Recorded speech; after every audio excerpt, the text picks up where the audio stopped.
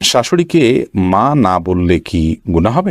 পরিহিত কাপড় দিয়ে মুখ মুছলে নাকি দারিদ্র আসে, এটা কতটুকু সত্যি? জুমার দিন মহিলারা কয়টা বাজে জোহরের নামাজ পড়তে পারবে? পুরাতন বই খাতা কেজি দরে স্বল্প মূল্যে বিক্রি করা যায়। নামাজে আমরা যে নিয়ত করি সেটাকে ঠিক নামাইতে অনুসাল্লি আল্লাহি তাআলা। আমি মাঝে মাঝে ফরজ নামাজের সময় দ্বিতীয় বৈঠকে তাশাহুদের সাথে দুরূদ পড়ে ফেলি, এরকম করে কি সাজদা দিতে হবে? কোনো ঘরে প্রাণীর ছবি থাকলে নামাজ হয় না, বিকল্প ব্যবস্থা না থাকলে কি করবো? এটা নেই। সাউদা উম্মে হাবিবা আইরিন আপনি লিখেছেন, জুমার দিন মহিলারা কয়টা বাজে জোহরের নামাজ পড়তে পারবে? জোহরের ওয়াক্ত হওয়ার পরেই পড়তে পারবে। মসজিদে জুমার নামাজের জামাত হওয়ার পরেই পড়তে হবে এমনটি অনেকে মনে করেন, অথচ এমনটি কোনো আবশ্যক নয়। আপনি চাইলে জুমার নামাজের আগেও, অর্থাৎ ওয়াক্ত হয়ে গেছে জোহরের 12টা 1 মিনিটে, আজকে জোহর ওয়াক্ত হয়ে গেছে, এরপর থেকে আপনি বাসায় জোহর পড়তে পারেন। নুসরাত ইমরোজ আপনি লিখেছেন, পুরাতন বই খাতা কেজি দরে স্বল্প মূল্যে বিক্রি করা যায় কিনা? জায়েজ আছে, যদি বিশেষ করে সেখানে কোরআন আয়াত না থাকে এবং সেটা অবমাননার আশঙ্কা না থাকে। এরপরে নুসরাত জাহান লিখেছেন, নামাজে আমরা যে নিয়ত করি সেটাকে ঠিক নামাইতে অনুসাল্লি আল্লাহি তাআলা। নিয়ত হলো বোন, নিয়ত মানে ইচ্ছা করা। আমরা যে জন্য দাঁড়িয়েছি, কোন নামাজ জন্য দাঁড়িয়েছি, ফরজ না সুন্নাত, জোহর না আসর, এটা আমার মাথায় আছে। এই যে ইন্টেনশনটা আছে, এটা ইন্টেনশনটাই নিয়ত, এই ইচ্ছাটাই নিয়ত। মুখে নামাইতন পড়ার কথা কোনো হাদিসে নির্দেশ দেওয়া হয়নি। ইবাদত নবী করিম সাল্লাল্লাহু আলাইহি ওয়াসাল্লাম যেভাবে করেছেন আমরা সেভাবে করবো। তিনি বা তার সাহাবীরা কেউ নামাইতন তো মুখে বলেননি, আমরা সেটাকে বলাটা কেন আবশ্যক মনে করবো? আমরা জাস্ট আমাদের স্মৃতিতে যেটা আছে ওইটার দিকে খেয়াল করবো, আমরা ইবাদত শুরু করবো, নামাজ শুরু করবো। সাদিয়া বিনতু শিহাব ইয়ারি থেকে আপনি লিখেছেন, পরিহিত কাপড় দিয়ে মুখ মুছলে নাকি দারিদ্র আসে, এটা কতটুকু সত্যি? নিজের পরনে থাকা কাপড়, এটা দিয়ে মুখ মুছুক, শরীরে অন্য কিছু মুছুক, এটার কারণে কোনো দারিদ্র ইত্যাদি আসবে যদি কেউ মনে করেন, তাহলে সেটা নিছকই একটা মন গড়া কথা, এর কোনো ভিত্তি কোনো হাদিসে নেই। এবং কুসংস্কারের জন্য এই ধরনের বিষয় একজন মুসলমান কখনো ধারণ করতে পারেন না। পরনে থাকা কাপড় যদি পাক থাকে, সেটা দিয়ে আপনি মুখ, হাত, শরীরের যে কোনো অঙ্গ মুছতে পারেন, কোনো অসুবিধা নেই। ওসমান মোল্লা আপনি লিখেছেন, আমি মাঝে মাঝে ফরজ নামাজের সময় দ্বিতীয় বৈঠকে তাশাহুদের সাথে দুরূদ পড়ে ফেলি, এরকম করে কি সাজদা দিতে হবে? হানাফি মাযহাব অনুযায়ী আল্লাহুম্মা সাল্লি আলা মুহাম্মদ পর্যন্ত পড়ে ফেললে আপনি সিজদা সাহু দিবেন, যেহেতু বিভিন্ন বর্ণায় দ্বিতীয় রাকাতে বৈঠকের পর দ্রুততার সাথে দাঁড়িয়ে যাওয়ার নির্দেশ রয়েছে। সেই নির্দেশ লঙ্ঘন হয়েছে বা বিলম্ব হয়েছে, সেজন্য আপনি সিজদায়ে সাহু দিবেন। যদিও অন্যান্য ফিকহের উলামা ইকরাম, যেমন হাম্বলি ফিকহের উলামা ইকরাম এখানে সিজদা সাহুর কথা বলেন না। সৌদি আরব প্রচলিত উলামা ইকরাম আছেন বা বর্তমান যে উলামা ইকরাম আছেন, তারা সিজদা সাহু দেওয়া লাগবে না বলেন, তবে হানাফি মাযহাব অনুযায়ী সিজদা সাহু দিতে হবে। হুমায়রা তাসনিম আপনি লিখেছেন, যখন সুদ সম্পর্কে ধারণা ছিল না, তখন ব্যাংকে কিছু টাকা রাখা ছিল, এখন সুদের অংশ কি করা উচিত? ঋণগ্রস্ত আত্মীয়কে দেওয়া যাবে কিনা? হ্যাঁ, দিতে পারেন। ঋণগ্রস্ত আত্মীয়কে ঋণ পরিশোধের জন্য ওই সুদের টাকাগুলো দান করে দিতে পারেন, এবং নিজের অজান্তে হয়ে থাকলেও আল্লাহর কাছে তওবা এবং ইস্তেগফার করবেন, আল্লাহ যেন মাফ করে দেন। ফাহমিদা মৌ আপনি লিখেছেন, আমি এবং আমার স্বামী আবেগের বশবর্তী হয়ে মাসিক অবস্থা মিলিত হয়েছি, এর জন্য আমরা লজ্জিত। এই অবস্থায় যদি আল্লাহ সন্তান দান করেন, তাহলে কি তা হারাম হবে? না, এটার কারণে সন্তান হারাম হয়ে যাবে বা অবৈধ হবে এরকম নয়। তবে এই কাজের জন্য আপনাদের অনুতপ্ত হওয়া উচিত, এবং হাদিসে বর্ণনা মতে এরকম কাজ হয়ে গেলে কিছু সাদাকা আল্লাহর রাহে, আল্লাহর ওয়াস্তে গরিব দুঃখীকে কিছু সাদাকা করে দিবেন, কিছু দান করে দিবেন, এবং ভবিষ্যতে এ ধরনের কর্মকাণ্ড থেকে বেঁচে থাকার জন্য চেষ্টা করবেন। আল্লাহর কাছে তওবা নাসুহা করবেন, লজ্জিত হয়ে মাফ চাইবেন, সেটাই যথেষ্ট ইনশাআল্লাহ তাআলা।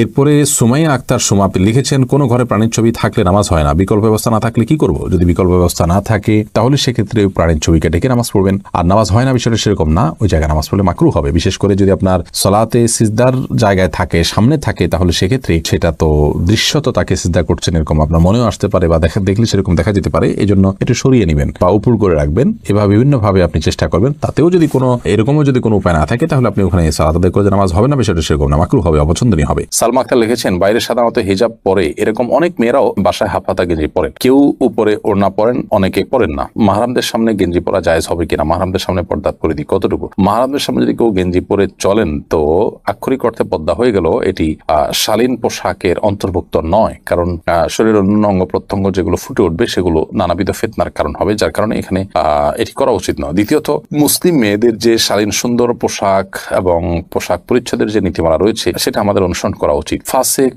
এবং কাফের মেয়েরা, তারা তাদের যে লাইফস্টাইল থাকে, সেই লাইফস্টাইল অনুসরণ, ভালো মন্দ বিচার বিশ্লেষণ ছাড়াই তাদের অনুসরণ অনুকরণ থেকে আমাদের বেঁচে থাকা দরকার। সেই জায়গা থেকে মুসলিম নারীরা একান্ত ঘরোয়া পরিবেশেও এই ধরনের পোশাক আশাক, বিশেষ করে মাহরাম ছেলে, আপনার বাবা, ভাই, তাদের সামনে পরা থেকে বিরত থাকা উচিত। আর যদি পরে না একান্তে, তাহলে সেগুলোর উপরে অন্য কোনো কাপড় চোপড় পরা উচিত। হ্যাঁ, স্বামী আছেন একান্তে বা অন্য কোনো লোক নাই, তখন তিনি পড়তে পারেন। তারপরও যে ফাসিক এবং কাফের মেয়েদের সাথে সাদৃশ্য গ্রহণ থেকে যথাসম্ভব বিরত থাকা উচিত। কারণ আমরা জানি নবী সাল্লাল্লাহু আলাইহি ওয়াসাল্লামের সেই প্রসিদ্ধ হাদিস, মান তাশাব্বাহা বিকওমিন ফাহুয়া মিনহুম, যে ব্যক্তি কোনো জাতির সাদৃশ্য গ্রহণ করে সে তাদের অন্তর্ভুক্ত হয়। হাসান মিরান আপনি লিখেছেন, জানাজা শুরু হয়ে যাচ্ছে, ওযু করতে গেলে নামাজ শেষ হয়ে যাবে, এই মুহূর্তে ওযু না থাকলে করণীয় কি? জানাজা যদি ওযু করতে গেলে আর পাওয়া যাবে না এরকম হয়, তাহলে তায়াম্মুম করে জানাজা পড়া যাবে। আর যদি ওযু করে আপনি জানাজা পাবেন মনে হয়, তাহলে সেক্ষেত্রে ওযু করে আপনি জানাজা পড়বেন। নাজমা আক্তার সাথে আপনি লিখেছেন, মৃত ব্যক্তি বারবার স্বপ্নে দেখলে, মৃত ব্যক্তিকে বারবার স্বপ্নে দেখলে করণীয় কি? যদি মনে হয় তিনি কষ্টে আছেন, তার পক্ষ থেকে ক্ষমা প্রার্থনা করবেন, আল্লাহর কাছে ইস্তেগফার করবেন, গরিব দুঃখীকে খাবার দিবেন, মৃত ব্যক্তির তরফ থেকে যেসব ইবাদত করা যায় সেগুলো করবেন। আর যদি এরকম কোনো কিছু মনে না হয়, তাহলে সেক্ষেত্রে এটার জন্য বিশেষ কোনো কিছু আপনার করার প্রয়োজন নেই। মৃত ব্যক্তিকে দেখলে গরিব দুঃখীকে খাদ্য দিতে হয় বা নির্দিষ্ট কিছু কাজ করতে হয়, এরকমটি আমরা অনেকে মনে করি। এরকম বিশেষ কোনো ফরম্যাট বা বিশেষ কোনো করণীয় শরীয়ত ঠিক করে দেয়নি। বিধায় এরকমটিকে আমরা সিস্টেম বানিয়ে নেওয়া বা এরকমটিকে শরিয়া নির্দেশিত কোনো কাজ মনে করার কোনো কারণ নেই, বা এরকম মনে করাটা সঠিক হবে না, সেটা ভুল হবে। শরীফুল ইসলাম, আপনি আমাদের ইউটিউব চ্যানেলে প্রশ্ন করেছেন, কাফনের কাপড় নাকি দরদাম করে কেনা যায় না, কথাটাই কতটা শরীয়ত সম্মত? এই মাসালা হয়তো কোনো কাফনের কাপড়ের ব্যবসায়ী তার সুবিধার জন্য আবিষ্কার করছে কিনা আল্লাহ আলাম। কারণ হলো এই ধরনের মাসালা থাকলে তো কাফনের কাপড়ের বিক্রেতা যারা তারা লাল হয়ে যাবে, যে কোনো দাম চাইবে, আপনি দাম দরদাম করতে পারবেন না। মূলত এরকম কোনো কথা কোনো দেশে বলা হয়নি। অন্য 10টি জিনিসের মতো কাফনের কাপড়ও আপনি দরদাম করে কিনতে পারবেন, কোনো অসুবিধা নেই। আলী হাসান লিখেছেন, আমি 5 ওয়াক্ত নামাজ পড়ার চেষ্টা করি, কিন্তু মাঝে মধ্যে নামাজের মধ্যে আমার মনোযোগ থাকে না। কি করলে পুরোপুরি মনোযোগ থাকবে দয়া করে জানাবেন। ভাই আলী হাসান, নামাজে মনোযোগ সৃষ্টি করবার জন্য প্রথমত নামাজ আমরা যা বলছি সেগুলোকে বোঝার চেষ্টা করব, অর্থগুলো জানার চেষ্টা করব, সূরা কারাতগুলো, দোয়াগুলোর, এটা আমাদের মনোযোগ সৃষ্টিতে সাহায্য করবে ইনশাআল্লাহ। এর পাশাপাশি নামাজে আমাদের যে সূরা কারাতগুলো পড়ে থাকি আমরা, সেগুলো অর্থ সহকারে বুঝে পাশাপাশি ধীরে ধীরে পড়বো, এবং রুকু, সিজদা, উঠা বসা যত সময় নিয়ে যত ধীরে ধীরে আপনি করবেন তত বেশি ইনশাআল্লাহ বিদিনিল্লাহ আপনার সালাতে মনোযোগিতা সৃষ্টি হবে ইনশাআল্লাহ তাআলা। সালাতে মনোযোগ সৃষ্টি হওয়ার জন্য আর অনেকগুলো উপায় আছে। একটি আর্টিকেল আমাদের অনলাইনে এখনো আছে, নামাজে মনোযোগ সৃষ্টির 33টি উপায়।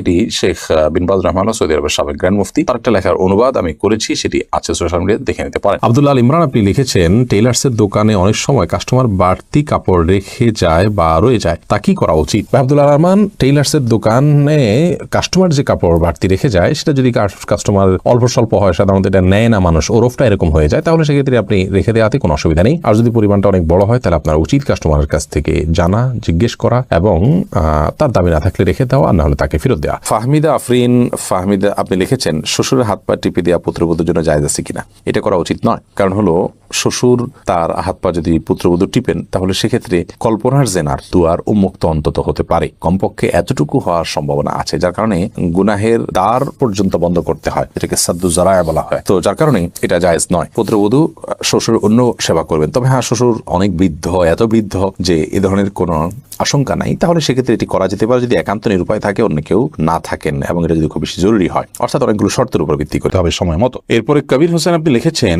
শাশুড়িকে মা না বললে কি গুনাহ হবে যদি তিনি কষ্ট পান?